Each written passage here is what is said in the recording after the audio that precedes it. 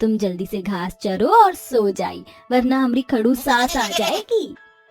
मैं मैं शेफाली अपनी बकरी जुगनी के सिर पर सहलाती है और सोने चली जाती है। अगली सुबह उठकर जब शेफाली सारी जगह झाड़ू लगा लेती है तो अपनी बकरी के पास सफाई करने जाती है और जैसे ही वो उस कमरे में घुसती है तो कहती है, अरे बाप रे, ई का इतना सारा सोना हमरे कमरा में कहाँ से आया रे जुगनी? शेफाली इतना कहती ही है कि उसकी बकरी जुगनी सोने में बदलकर सोने का पाखाना करने लगती है। ये देखकर शेफाली बिल्कुल दंग रह जाती है। उड़ी बाबा, ये तो हमरी जुगनी का किया धरा है, पर ई जादुआ हुआ कैसे? आखिर शेफाली की नॉर्मल बकरी एक सोने में बदलकर कैसे सोना दे रही थी? क्या शेफाली की बकरी कोई जादुई सोने की बकरी थी? और इतने सारे सोने का शेफाली क्या करती? जानने के लिए कहानी में कुछ समय पीछे चलते हैं। शीशगंज गांव में शेफाली अपनी प्यारी जुगनी और माता पिता नीरजा और रमेश के साथ रहती थी। वो बहुत ही गरीब श्रेणी से थी, जहां गुजारा मामूली सा चल रहा था। वहीं शेफाली अपनी बकरी को नहला रही थी। तू हमारी दिल, तू हमारी जान, ओ मारी प्यारी जुगनी, चल जल्दी से फटाफट नहा ले, उसके बाद हम तोहार को घास खिलावत हैं। मैं शेफाली बकरी को घास लाकर चराती है। कुछ देर बाद वो उसका दूध निकालती है। अरे वाह, हमार जुगनी तो आज गाढ़ा दूध देवत है हमें। का बात है, आज हमार जुगनी बहुत खुश लागत है। हमरे ललिया, तू जुगनीबा का इतना ख्याल भी तो रखत है, तो अच्छा गाढ़ा दूध तो देगी ही। वो तो है अम्मा। अरे ओ शेफाली की अम्मा, खुसर फुसर बात करत हो हमरी बिटिया से।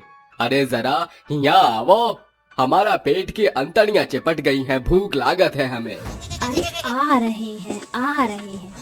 काहे मेरे कान को फोड़ा थो शेफाली के बापू, हम बनाए दिए हैं खाना, आओ बैठो चटैया पर। इस तरह सभी एक साथ बैठकर खाना खाते हैं। तभी शाम को शेफाली खीर बनाकर कहती है, अरे ओ अम्मा, बापू जल्दी आवो, हमने गर्मा गर्म मेवे वाली अपनी जिगनी के दूध से खीर बनाई है। अरे वाह खीर। अरे मुझे लगता है नीरजा, अब हमें शेफाली के हाथ पीले कर देने चाहिए। हमारी गुड़िया बड़ी हुई गवाह। हाँ बिल्कुल सही पकड़े हैं। अरे वाह बिटिया, खीर तो बड़ी ही स्वाद दे रही है। शुक्रिया अम्मा, ये सब हमारी जुगनी की वजह से हुआ है। हाँ, तेरी जुगनी ही तो खीर बनाई थी चूल्हे पर चढ़ाकर। अम्मा, हमारी जुगनी के बारे में कच्चू नहीं बोलबो, वो हमसे और हम उससे बहुत प्यार करते हैं, है ना जुगनी? मैं इसमें कोई शक नहीं कि दोनों एक दूसरे को कितना प्यार करते थे। शेफाली जुगनी का बहुत ख्याल रखती थी। समय पर अपने खाने से पहले उसे खिलाती थी, उससे बातें करती थी और जुगनी उसके साथ खेला करती थी।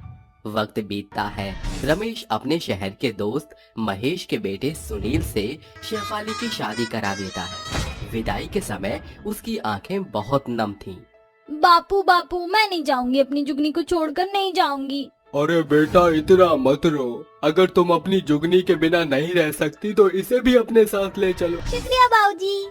इस तरह से शेफाली विदा होकर अपने ससुराल आ जाती है। शेफाली की सास निर्मला उसे बिल्कुल पसंद नहीं करती है, क्योंकि शादी महेश की पसंद से हुई थी। ऐसे ही दोपहर के वक्त शेफाली जुगनी को घास खिला रही थी। तभी निर्मला कहती है, अरे तुझे लाज शर्म है कि नहीं? खाने का वक्त हो रखा है और तू इस बकरी को चरा रही है अभी तक। भूल मत कि अब तेरी शादी हो गई है। माँ जी, आप कोनो फिक्र नहीं करो, हमने सारा खाना तैयार कर लिया है। एक और बात माँ जी, हमारी जुगनी को आप कुछ नहीं कहेंगी?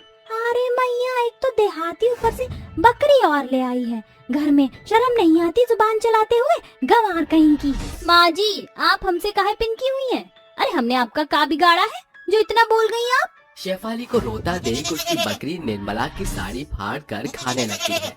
तभी डरकर निर्मला कहती है, अरे छोड़ छोड़ मेरी साड़ी, अरे मैया बचाओ, अरे बहू ये मेरी महंगी साड़ी को खा जाएगी, जरा बचा, मना कर अपनी बकरी को।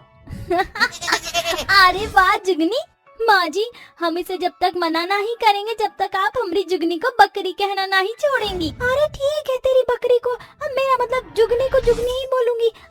बहू बचा ले मेरी साड़ी और आ ले मेरी जुगनी बच्चा, इधर छोड़ दे मेरी बेचारी माँ जी को।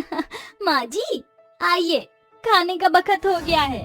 इस तरह सास बहू खाना खाते हैं। वक्त बीतता है। सास बहू के बीच बहस अक्सर होती रहती है। कभी निर्मला बकरी से चढ़कर शेफाली को सुनाती, तो कभी किसी बहाने से। ऐसे ही एक दिन उसकी बकरी घर में डोल कर हर जगह गंदगी और बदबू फैला देती है, यहाँ तक कि निर्मला के कमरे में भी। तो गुस्से से वो कहती है, अरे शेफाली बहू, ये क्या है? तेरी जुगनी ने पूरे घर में गोबर फैला दिया है। अरे इतनी गंदगी में मैं कभी आज तक नहीं रही जितना तूने करवा दिया है। पता नहीं क्यों इस आफत को यहाँ ले आई। क्या हुआ माँ, आप इतनी हाइपर क्यों हो? जरा घर का हाल देख और अपनी बीवी को देख, कुछ कहता क्यों नहीं ऐसे? शेफाली ये सब क्या है? तुम्हारी जुगनी ने पूरे घर को गंदा कर दिया है। इसकी जिम्मेदारी ली है तो इसे एक कमरे में रखो। जी सुनील जी। अपने पति की बात सुनकर शेफाली उसे कमरे में ही रखती। अगले दिन जब वो उठकर घर की सफाई करने के बाद अपनी बकरी के पास आती है, तो पूरे कमरे में सोना ही सोना चमक रहा था। अरे बाप रे, इका इतना सारा सोना हमरे कमरा में, और तुम भी सोने की हो गई हो? शेफाली के कहते ही उसकी बकरी और सोने के सिक्के देने लगती है। अरे मैया, पूरा कमरा सोने का हुई गवा है मेरी जुगनिया। माँ जी को बताना पड़ेगी। शेफाली सोने के सिक्के लिए अपनी सास को दिखाती है, तो कहती है, माँ जी ई देखिए। अरे मैया, इतना सारा सोना कहाँ से लाई बहू तू? ई तो कुछ नहीं माँ जी, ऊपर का कमरा सोने से भरा पड़ी है। सच? उसकी बात सुनकर निर्मला कमरे में जाती है और सोने की चमक से उसकी आंखें चौंधिया जाती हैं। अरे बाप रे बाप, इतना सारा सोना कहाँ से आया बहू? माँ जी, ये सब मेरी जुगनी ने किया। ये देखिए जुगनी, जरा माँ जी को अपने सिक्के दिखाओ। शेफाली के कहते ही जुगनी और सिक्के निकालती है, जिसके बाद निर्मला को विश्वास हो जाता है और अपनी बहू से वो कहती है, बहू मुझे माफ कर दे, मैंने तेरी बकरी को ज्यादा ही कहा, तब भी तेरी बकरी ने हमारे साथ अच्छा किया। अब बेटा, इससे तो तेरे ससुर जी खेत खरीद सकते हैं और सुनील की बिजनेस भी अच्छा चलेगा। हाँ माँ जी। बकरी के दिए हुए सोने को बेचकर वो शेफाली घर में लगा देती है, तो कुछ पैसे सुनील के बिजनेस में। शाम को वो बकरी का दूध निकालती है, तो दूध सोने का निकलता है और शेफाली कहती है, माँ जी देखिए, मेरी जुगनी सोने का दूध दे रही है। अरे हाँ बहू, और दूध और पखाना भी सोने का करती है। शायद मैंने कोई पुण्य का काम किया होगा जो मेरी किस्मत में तू और तेरी जुगनी मेरे घर में आई है। कुछ भी कह लो माँ जी। जुगनी की वजह से शेफाली को उसकी सास का प्यार मिल जाता है। इस तरह शेफाली अपने घर का ख्याल भी रखती है और जुगनी का भी। उनके घर की स्थिति पहले से और बेहतर हो जाती है। सुनील का बिजनेस अच्छा चलने लगता है। महेश और रमेश खेत लेकर खेती करते हैं। एक दिन शेफाली अपनी जुगनी के सिर पर हाथ रखकर प्यार करते हुए कहती है, मुझे तो समझ नहीं आ रहा जुगनी, तूने पहले तो कभी नहीं सोना दिया, फिर यहाँ कैसे सोना देने लग गई? तो क्योंकि मैं तुम्हें तकलीफ नहीं दे सकती थी और मैं एक जादुई बकरी हूँ। तुमने मेरा बचपन से लेकर अभी तक बहुत ख्याल रखा, प्यार किया, कभी अकेला नहीं छोड़ा और अपने ससुराल लेकर आई।